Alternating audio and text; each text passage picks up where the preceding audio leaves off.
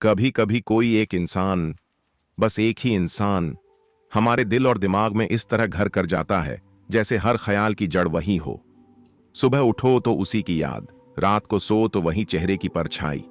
वो अब हमारे साथ नहीं है, फिर भी हमारी हर सांस में बसा रहता है। ऐसा क्यों होता है? क्या ये प्यार है, या कोई अधूरी कहानी, या फिर हमारी अपनी ही मन स्थिति का कोई खेल?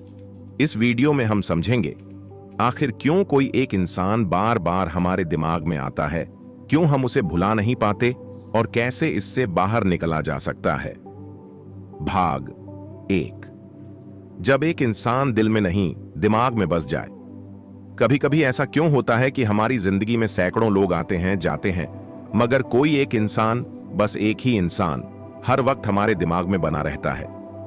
हम कुछ भी कर लें, किताब पढ़ें, गाना सुने, किसी और से बात करें, लेकिन मन बार बार उसी के पास लौट जाता है। शायद उसने हमें कुछ खास महसूस कराया था, शायद उसकी मौजूदगी में हमने पहली बार खुद को समझा था, या फिर शायद उसने हमें अधूरा छोड़ दिया। लेकिन सवाल यह है, वो इंसान अगर अब हमारी जिंदगी में नहीं है, फिर भी दिमाग उसे क्यों पकड़कर बैठा है? इसका जवाब सीधा नहीं, पर बेहद सच्चा है। मनुष्यों का दिमाग क्लोजर से जुड़ा होता है। जब कोई रिश्ता बिना किसी अंत के टूटता है, जब सवाल अधूरे रह जाते हैं, जब भावनाएं उत्तर के भटकती हैं, तो दिमाग उस इंसान को भूल नहीं पाता, क्योंकि उसे जवाब चाहिए, तसल्ली चाहिए। यही कारण है कि कोई एक इंसान दिमाग में रह जाता है हर समय। वो यादें बार बार सामने आती हैं, वो बातें गूंजती हैं, वो मुस्कान, वो आंसू, वो साथ के पल, सब कुछ जैसे दिमाग उन्हें दोबारा जीना चाहता हो। आप सोचते हैं, मैं उसे क्यों नहीं भूल पा रही हूं? असल में आप उसे नहीं, उसके साथ के अनुभव को दोबारा जीना चाहते हैं, उस खास एहसास को, उस जुड़ाव को। यह सोचने की प्रक्रिया एक तरह का इमोशनल लूप बन जाती है। अब सवाल है, क्या इससे निकलना मुमकिन है? बिल्कुल है, लेकिन पहले समझना होगा कि यह लूप बनता कैसे है और उसे तोड़ने का रास्ता क्या है। चलिए अब जानते हैं दूसरे भाग में। भाग 2, इमोशनल लूप, जब यादें बंद दरवाजा बन जाती हैं। हर इंसान का दिमाग एक बहुत ही गहरा और जटिल तंत्र है।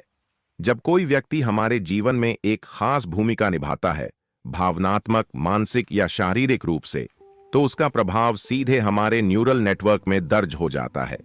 हर बार जब वो इंसान हमारे करीब होता है, हमारा दिमाग डोपामाइन, ऑक्सीटोसिन और सेरोटोनिन जैसे केमिकल्स रिलीज करता है। ये सारे केमिकल्स खुशी, संतुष्टि और जुड़ाव के संकेत होते हैं। अब सोचिए, अगर वो इंसान अचानक गायब हो जाए या रिश्ता टूट जाए तो क्या होता है? दिमाग को झटका लगता है, लेकिन झटका सिर्फ भावनात्मक नहीं होता, ये बायोलॉजिकल होता है। दिमाग को वो डोपामाइन, वो जुड़ाव की अनुभूति अब नहीं मिलती, और वो उसी इंसान को याद करके उसे दोबारा पाने की कोशिश करता है। यही है इमोशनल मेमोरी लूप। आप बार बार उसी इंसान की फोटो देखते हैं, उसकी प्रोफाइल चेक करते हैं, पुरानी चैट्स पढ़ते हैं। क्यों? क्योंकि दिमाग को उसी अनुभव की आदत लग चुकी है, और जब वो आदत छूटती है तो दिमाग खुद उसे दोहराने लगता है। इसे कहते हैं साइकोलॉजिकल रेपिटेशन। आप भूलना चाहते हैं लेकिन भूल नहीं पाते, क्योंकि दिमाग उस अधूरे हिस्से को पूरा करना चाहता है। वो क्लोजर चाहता है, मगर जब क्लोजर नहीं मिलता तब आप उस इंसान को सोचों में जिंदा रखते हैं। क्या इसका कोई हल है? हाँ, बिल्कुल है, पर उससे पहले समझिए कि यह जुड़ाव असल में क्यों इतना गहरा होता है। अब बात करते हैं तीसरे भाग में, अटैचमेंट स्टाइल्स और आपकी सोच पर उनका असर। चलिए जानते हैं अगले भाग में। भाग 3, अटैचमेंट स्टाइल्स बचपन से शुरू होती है। ये सोच, हम जब किसी इंसान से जुड़ते हैं तो वो जुड़ाव सिर्फ आज की सोच या परिस्थितियों से नहीं होता। हमारा बचपन, हमारे पालन पोषण का तरीका, हमारे अभिभावकों के साथ संबंध, ये सब तय करते हैं कि हम कैसे जुड़ते हैं और क्यों जुड़ जाते हैं। अटैचमेंट थ्योरी के अनुसार 4 तरह के अटैचमेंट स्टाइल्स होते हैं। 1, सिक्योर अटैचमेंट, जिसमें इंसान रिश्तों में विश्वास रखता है और दूरी से डरता नहीं। 2, एंग्शियस अटैचमेंट, जिसमें इंसान ज्यादा सोचता है, ज्यादा डरता है खोने से। 3, अवॉइडेंट अटैचमेंट, जो लोग भावनात्मक रूप से खुद को दूर रखते हैं। 4 फियरफुल अवॉइडेंट, जिनमें कंफ्यूजन होता है कि नजदीक जाएं या दूर रहें। अगर आपने बचपन में इमोशनल निग्लेक्ट झेला है या आपके माता पिता ने आपको लगातार अस्वीकार किया, तो आपको किसी एक इंसान का जाना झेलना बहुत मुश्किल लगेगा। क्यों? क्योंकि अब वो इंसान आपके अधूरे बचपन की रिकवरी बन चुका है। आप उसके जरिए वो अपनापन, सुरक्षा और प्यार महसूस कर रहे थे जो शायद बचपन में नहीं मिला था। इसलिए जब वो चला गया तो खालीपन दोगुना हो गया। अब आप सिर्फ एक इंसान को नहीं, अपना अधूरापन महसूस कर रहे हैं, और इसी कारण वो इंसान हर समय दिमाग में घूमता है। अब सवाल है, क्या ये भावनाएं असली हैं या बस जरूरत? इसका जवाब जानते हैं अगले भाग में। ब्रेन कॉर्पस भाग 4, सेल्फ कंपेंसेशन। क्या हम खुद को ही नहीं जानते? कई बार हम किसी और को याद कर रहे होते हैं, लेकिन असल में हम खुद की किसी कमी को भरने की कोशिश कर रहे होते हैं। उदाहरण के लिए, अगर वो इंसान आपकी सुनता था तो शायद आपको जीवन में सुनने वाला कोई नहीं मिला। अगर वो आपकी सराहना करता था तो शायद आपको खुद में वो मूल्य नजर नहीं आता था। अगर वो आपको खुश करता था तो शायद आपके भीतर पहले से दुख भरा हुआ था। ऐसे में वो इंसान सिर्फ एक व्यक्ति नहीं, एक भावना का माध्यम बन जाता है। आप उसके बिना जी सकते हैं, लेकिन उस भावना के बिना नहीं। इसलिए हर बार जब आप उसे याद करते हैं तो दिमाग उसे मिस नहीं कर रहा होता, बल्कि दिमाग उस भावना को फिर से महसूस करना चाहता है। सेल्फ कॉम्पेंसेशन यही होती है, जब हम किसी और के जरिए अपने अधूरेपन को पूरा करना चाहते हैं। इसलिए भूलना मुश्किल होता है, क्योंकि आप इंसान को नहीं, उसके साथ आई भावना को पकड़कर बैठे हैं। इस जाल से निकलना तभी संभव है जब आप खुद को जानना शुरू करें। अब बात करेंगे, जब कोई इंसान हमें छोड़ जाता है तो क्या होता है दिमाग के अंदर। भाग 5, दिमाग की केमिस्ट्री। जब किसी का जाना भी नशा बन जाता है, आपने शायद सुना होगा, प्यार नशा बन सकता है। पर क्या आपको पता है, किसी का जाना भी नशा बन सकता है। जब हम किसी के साथ होते हैं और उसका साथ रोजमर्रा का हिस्सा बन जाता है तो दिमाग उसका आदी हो जाता है। ठीक वैसे जैसे किसी नशे का। हर मैसेज पर डोपामाइन रिलीज होता है, हर मुलाकात ऑक्सीटोसिन से भर देती है, हर हंसी सेरोटोनिन का सोर्स बन जाती है, और अचानक जब वो इंसान चला जाता है, ये सारे केमिकल्स गिर जाते हैं। दिमाग विथड्रॉल में चला जाता है। ठीक वैसे जैसे कोई शराब छोड़ने पर बेचैन होता है, वैसे ही आपको बेचैनी होने लगती है। आप सोचते हैं, मैं पागल हो रहा हूं? नहीं, आप विथड्रॉल में हैं।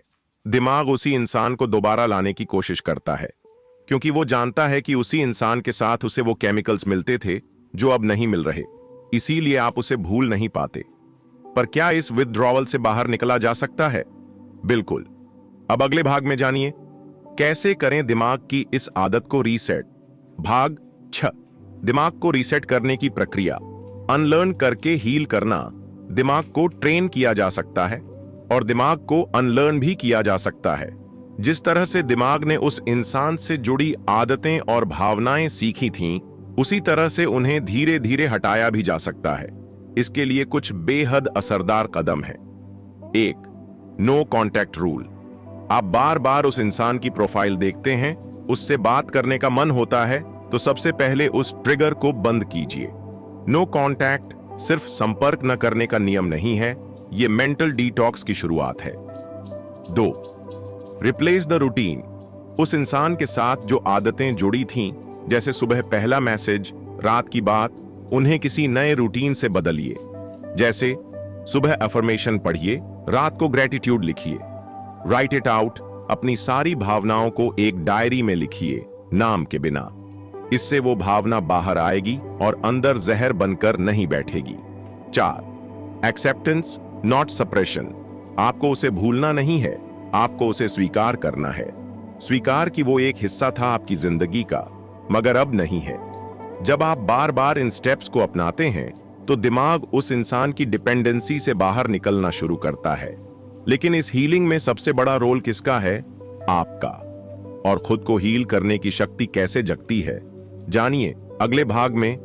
भाग 7, खुद से मिलने की कला। Reconnect with your identity. कभी आपने सोचा है, जब वो इंसान आपकी जिंदगी से गया तो आपके अंदर इतनी बेचैनी क्यों हुई? क्योंकि आपने अपनी पहचान का एक हिस्सा उसके साथ जोड़ दिया था। जब हम किसी से बहुत जुड़ जाते हैं तो हमारी आइडेंटिटी धीरे धीरे उस जुड़ाव में घुल जाती है। आप कहते हैं, वो मेरी दुनिया है, उसके बिना सब अधूरा है। मैं तभी खुश थी जब वो था, लेकिन अब समय है खुद की दुनिया वापस पाने का। इसके लिए 3 जरूरी कदम हैं। 1, अपनी दुनिया को फिर से खोजना। इंटरेस्ट्स, वो चीजें जो कभी आपकी थीं, किताबें पढ़ना, गाने गाना, कला बनाना, उन्हें फिर से अपनाइए। 2, इमोशनल इंडिपेंडेंस, ये समझना जरूरी है कि कोई और आपकी खुशी का स्रोत नहीं बन सकता, वो शक्ति आपके अंदर है। 3, सेल्फ वर्थ एफर्मेशंस, रोज सुबह शीशे में देखिए और कहिए, मैं पूरा हूं, मैं किसी के जाने से अधूरा नहीं हुआ। जब आप खुद से फिर से जुड़ते हैं तो जिस इंसान की यादें बार बार आ रही थीं, वो धीमी होने लगती हैं। अब बारी है उस अंतिम समझ की जो इस पूरे भावनात्मक सफर को एक दिशा देगी। भाग 8, जब मन कहे बस एक बार और, तब क्या करें? सबसे मुश्किल समय तब आता है जब आप सोचते हैं, बस एक बार उससे बात कर लूं, उसकी तस्वीर देख लूं, उसकी आवाज सुन लूं। यह वही पल होते हैं जब दिमाग आपकी हीलिंग को पीछे खींचना चाहता है। आपका मन दलील देगा, मैं स्ट्रांग हूं, अब बस एक बार देख लेती हूं, अब मुझे फर्क नहीं पड़ता, इसलिए देख सकती हूं। मगर यही सबसे बड़ा धोखा है। दिमाग आपको उसी पुराने लूप में वापस धकेलने की कोशिश कर रहा है। इसलिए जब भी ऐसा महसूस हो, बट स्टॉप, ब्रीथ, थिंक, अपने आप से सवाल पूछिए, क्या यह जरूरी है या बस आदत है?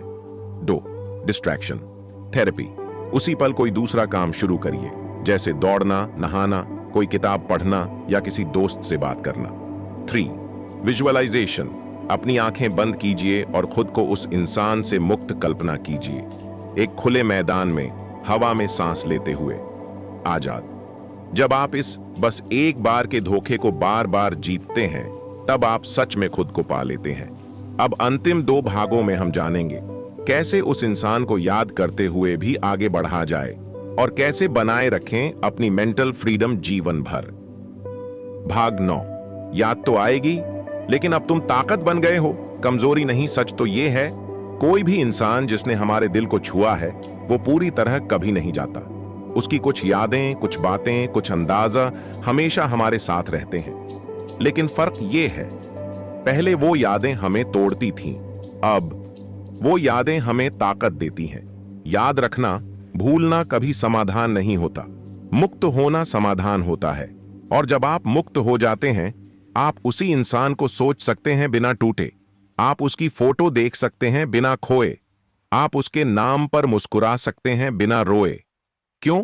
क्योंकि अब आपने अपनी जिंदगी की कमान उसके हाथों से वापस ले ली है। अब आप कमजोर नहीं, आप अवेयर हैं, आपने खुद को वापस पाया है। अब वक्त है उस ज्ञान को उन लोगों तक पहुंचाने का जो अभी भी उसी अंधेरे में हैं जहां आप थे। और इसके लिए आपको चाहिए एक दिशा, एक जगह जो रोज आपको मजबूत करे। चलिए अब चलते हैं आखिरी भाग की ओर, जहां हम बात करेंगे। भाग 10, अंत नहीं, नई शुरुआत। और यही है किताबी दुनिया की ताकत। अब तक आपने जो सीखा वो सिर्फ एक इंसान को भूलने का तरीका नहीं था, वो था खुद को फिर से अपनाने का सफर। आपने जाना कि कोई एक इंसान हमारी सोच पर किस हद तक हावी हो सकता है और उससे निकलना कितना संभव है अगर हम खुद को महसूस करना सीख लें। लेकिन इस हीलिंग को एक बार का सफर मत समझिए, ये एक निरंतर यात्रा है। और इस यात्रा में आपको चाहिए रोज का मार्गदर्शन, रोज की समझदारी और ऐसी बातें जो आपको रोज थोड़ा और बेहतर बनाएं। और यही वजह है कि आपको जुड़ना चाहिए किताबी दुनिया से। किताबी दुनिया सिर्फ एक YouTube चैनल नहीं है, ये एक रूह की दवा है, एक मेंटल जिम है, जहां हर दिन आपको नई सोच, नया नजरिया और खुद से मिलने की एक और वजह मिलती है। तो अगर आप चाहते हैं कि आप किसी के जाने के बाद भी मुस्कुरा सकें, आपकी वैल्यू किसी और से नहीं खुद से बने और आप हर उस इंसान से ऊपर उठ सकें जिसने आपको नजरअंदाज किया, तो अभी सब्सक्राइब कीजिए किताबी दुनिया को। बेल आइकन दबाइए ताकि रोज की ये सोच आपके दिन की शुरुआत बन जाए। और हाँ, नीचे कमेंट करके जरूर बताइए, क्या आपने भी कभी किसी एक इंसान को पूरे दिल से याद किया है जो अब आपकी जिंदगी में नहीं है? हम आपके साथ हैं, आप अकेले नहीं हैं। भाग 11। जब आप उसकी आदत बन चुके हों और वो आपको छोड़ जाए। कोई रिश्ता अगर लंबे समय तक चले तो वो सिर्फ रिश्ता नहीं रहता, एक आदत बन जाता है। सुबह उठते ही उसका नाम दिमाग में आना, हर छोटी बड़ी बात सबसे पहले उसी को बताना, खुशी हो या दुख बस वही इंसान जहन में आना।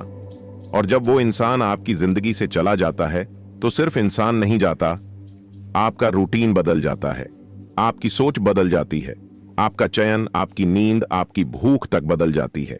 इसी को कहते हैं इमोशनल हैबिट विथड्रॉवल। ये विथड्रॉवल उतना ही पेनफुल होता है जितना किसी एडिक्शन से बाहर निकलना। पर फर्क इतना है, कोई नशा आपको शारीरिक रूप से कमजोर करता है, लेकिन किसी इंसान की आदत छूटना आपको अंदर से तोड़ देता है। तो अब सवाल है, इससे बाहर कैसे आएं? भाग 12। एक तरफा क्लोजर। जब वो बिना कुछ कहे चला गया, क्या आपको क्लोजर मिला था? शायद नहीं, क्योंकि आजकल लोग साफ साफ अल्फाज में नहीं जाते, वो आपकी जिंदगी से गायब हो जाते हैं। No goodbye, no explanation, no reason. और यही सबसे बड़ा इमोशनल डैमेज होता है। क्लोजर न मिलने का दर्द एक अधूरी किताब की तरह होता है जिसका आखिरी पन्ना किसी ने फाड़ दिया हो। तो क्या करें? खुद क्लोजर देना सीखिए। कैसे? 1, रियलिटी लिखिए। उस इंसान ने क्या किया, क्यों किया, इसका साफ साफ एक पत्र लिखिए जो आप उसे कभी भेजेंगे नहीं। 2, एक्सेप्ट करें कि जवाब शायद कभी नहीं मिलेगा, लेकिन आपकी जिंदगी किसी और के जवाबों पर टिकी नहीं होनी चाहिए। 3, एक सेरेमोनी करें, एक कैंडल जलाएं और कहिए, मैं इस अधूरे रिश्ते को पूरी तरह छोड़ती हूं। क्लोजर जरूरी नहीं कि दूसरा इंसान दे, खुद से बात करके भी क्लोजर मिल सकता है। भाग 13। क्या वो भी मुझे याद करता होगा? यह सवाल हर किसी के मन में आता है। क्या उसे भी मेरी याद आती होगी? क्या कभी वो भी मेरी तरह तड़पा होगा? क्या उसने भी मेरे नाम के गाने रोते हुए सुने होंगे? सच कहें, हो सकता है हां, और हो सकता है नहीं। लेकिन असली सवाल यह नहीं है कि वो क्या सोच रहा है। असली सवाल है, क्या मैं अब भी उसी सवाल में उलझा रहूंगा? क्योंकि जब तक हम ये सोचते रहेंगे कि वो क्या कर रहा है, कैसा है, तब तक हम अपनी हीलिंग रोक रहे हैं। और याद रखिए, जिस दिन आप ये सवाल पूछना छोड़ देंगे, उसी दिन आप अंदर से आजाद हो जाएंगे।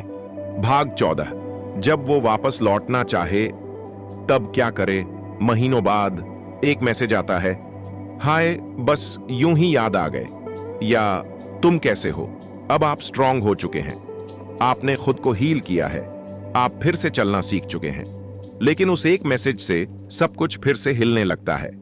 अब सवाल है, क्या उसे फिर से मौका दिया जाए? सिर्फ एक चीज पूछिए अपने आप से, क्या उस इंसान ने आपके अंदर की तकलीफ देखी थी जब वो गया था? अगर जवाब है नहीं, तो उस इंसान को आपके हील्ड वर्जन का हक नहीं है। क्यों? क्योंकि जो इंसान आपके टूटे हुए वर्जन को छोड़कर चला गया, उसे आपका मजबूत वर्जन तभी दिखाना है जब आप उससे दूर हों। भाग 15। जब खुद को फिर से प्यार करना मुश्किल लगे, तब क्या करें?